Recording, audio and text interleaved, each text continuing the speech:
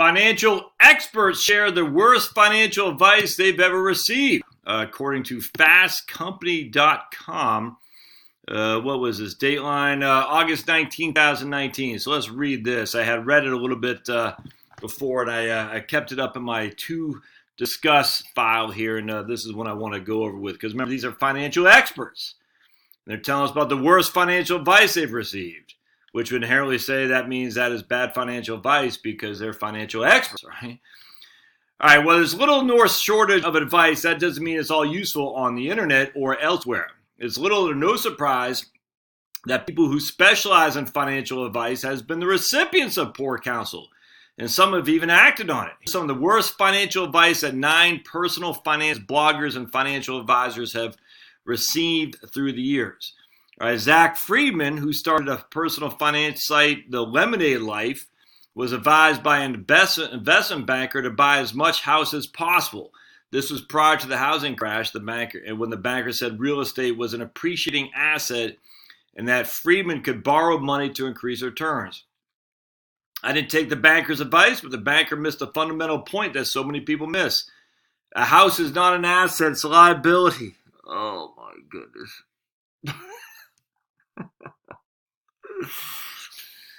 A home can increase in value, but the reason you buy a home is for a place to live and build memories with loved ones. All right, so when I sell this house, not only do I have a place to live, and I had my memories with my loved ones, I'm still getting money back. Inherently, it's an asset. I mean, literally, I get money back. That is an asset that has a value to me. Friedman points out that unlike a rental property, a home you plan to live in doesn't produce positive cash flow since you're saddled with a mortgage and the price of upkeep. A rental property has positive cash flow? A house you're renting? The home can still appreciate in value, but the potential value increase, of course, depends on multiple factors. It literally doesn't make, I don't get how idiotic this whole thing is. He points out that unlike a rental property, a home you plan in doesn't produce positive cash flow. A, do all rental properties produce positive cash flow? No. B, you still have the cost of maintenance, the time constraints to go in that. But even C, if you're not owning a home, you still have to be on the other side of the rental property. You still have to rent. Thus, you have negative cash flow going to pay the landlord of your own home. This is freaking insane. I don't. The whole thing, the house is not an asset. Like, it costs you money. It doesn't cost you money. Actually, again, the whole thing with imputed income, pull your head out of your butt, my friends, and recognize that there is something called imputed income, i.e. the amount of money I don't have to pay to rent is money I don't have to earn, which is money that therefore I don't have to pay taxes on. Oh, it drives me insane. Max out a credit card to build credit. When personal finance blogger Nicole Durham got this advice from an ex, she was too young to know better, so she ended up maxing out a credit card. After racking more than $5,000 in debt, she realized it was time to stop swiping. In a way, I really should be grateful for the bad advice I received, because if I hadn't been a wake up for that call, I wouldn't have found my call for being a personal finance blogger. I would never want anyone to feel they are stuck in a debt with no way out. Financial planner Logan Alec does point out that cautioning against using credit cards altogether isn't always sound advice, an approach recommended by Dave Ramsey, for example. The reality is that credit cards, when used responsibly, can be a great way to build up credit and earn rewards. All that silly. Why would you ever need to max your credit card out to build up your credit? That doesn't do that. Maxing out your credit card hurts your credit, because they look at your line amount and your available credit. So if you have a line amount of $10,000 and you have available credit of $3,000, that means you have $7,000 against the credit card. Revolving lines of credit do not like having more than 50% outstanding against your line. So if you want to build up your credit card, you don't max out your credit card. You actually have a revolving line of credit as opposed to consumer debt. You have a revolving line of credit that's well under 50% of the line. So she's right. Her ex is fool. Credit cards when used responsibly, can be a great way for people to build their credit and earn rewards. I don't have any problem with that. I get that. Buy a new big car for a tax deduction or motivation. Even financial advisors can give questionable advice at times. A few years ago, I was told I should buy a new big vehicle like a big truck or SUV that qualified me for a tax deduction, says his financial advisor, Russ Ford.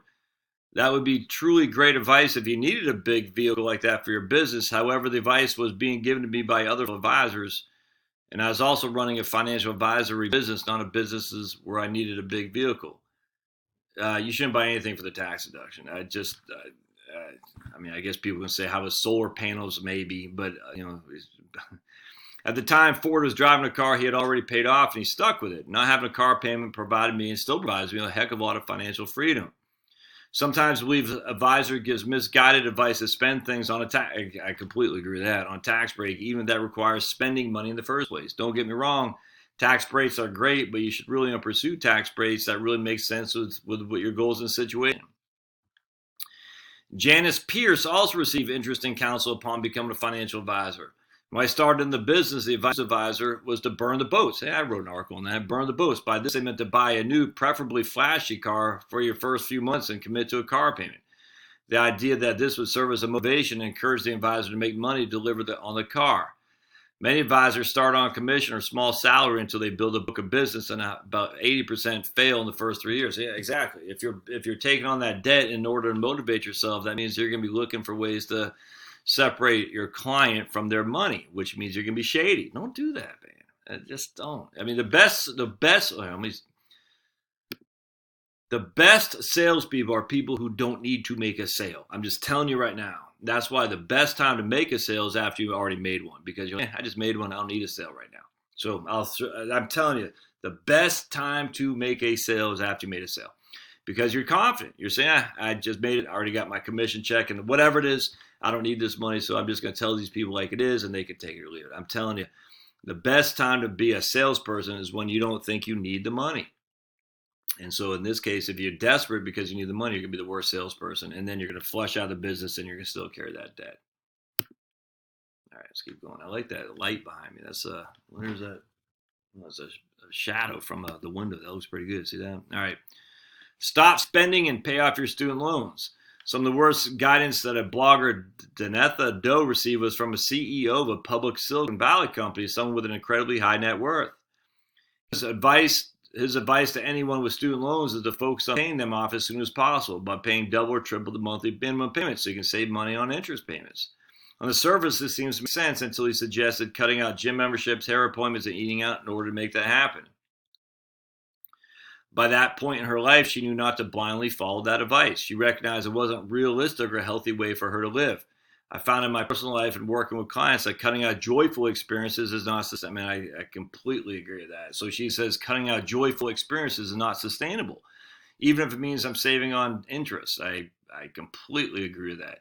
Instead, the focus needs to be on practice, conscious spending, and developing skills needed to increase your earnings. I 100% agree with that. Who's this right here? So that's Danetha Doe. It doesn't say what her thing is, but I could not agree more. Right on. Pay off mortgage, don't invest. All right, this I can always see where this is going, as if they're mutually exclusive. Financial blogger Leif Christensen says his family, who he describes as conservative, encouraged him to pay off his mortgage rather than investing his money. Seems like sound advice on the surface, but he says he's in a better financial position now because he invested in a rental property, which he says yielded six-figure profits. I did some research and realized that paying down your mortgage is in fact not so great because investment earnings have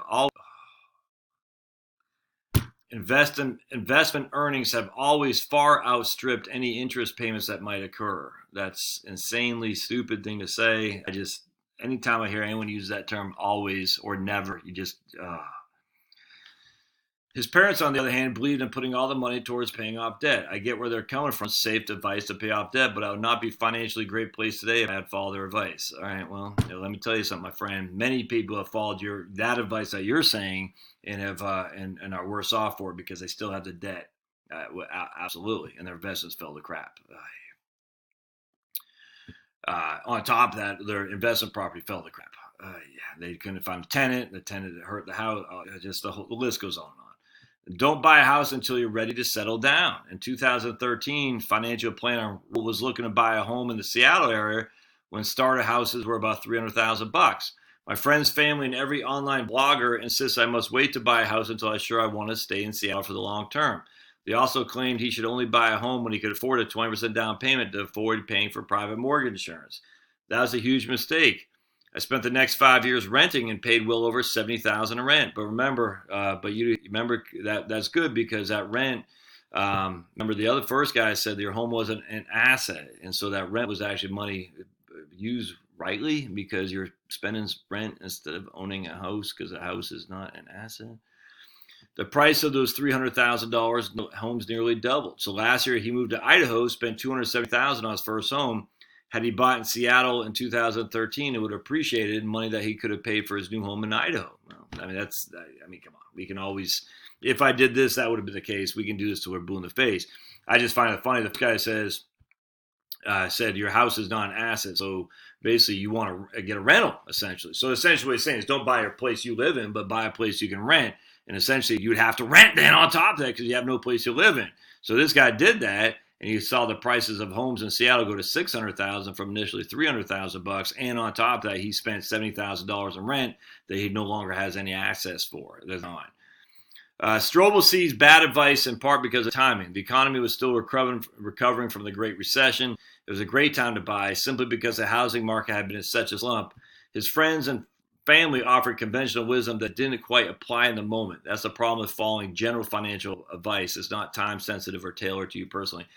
I do take some issue with that. I do think if you think you're only going to be in your house for 2 years, you should not buy, without question. I would say if you don't think you're going to be in home for more than 5 years, I wouldn't buy. Just my experience. But, look, everyone has a different philosophy on that. The closing costs, the moving, and then on top of that, just because you bought it for $300,000 in Idaho or $270,000 in Idaho and it went up doesn't mean it can't go down to $230,000. And now if you're trying to leave Idaho and go to Detroit, Michigan, good luck selling the house upside down. Change your paycheck withholdings to zero. When I started my first job after graduating college, my coworker gave me some terrible financial advice. He told me to change my exemptions on my W-4 so no taxes would be held by my paycheck. Now, I completely agree. That's stupid. He was young and it seemed like reasonable advice. At first, it felt good to keep more of his paycheck, but the following year, he owed $800 in tax, an amount he couldn't afford to pay in one go. I had to set up a payment plan, which involved me paying more money. From this experience, I learned that you have to do your due diligence. Don't just accept financial advice from anyone. Yep, I agree with that 100%. So a couple things in there I like, a couple things I find foolish, but by and large, good stuff. So, hey, hope you like this. I'll put a link in the show notes. Thanks.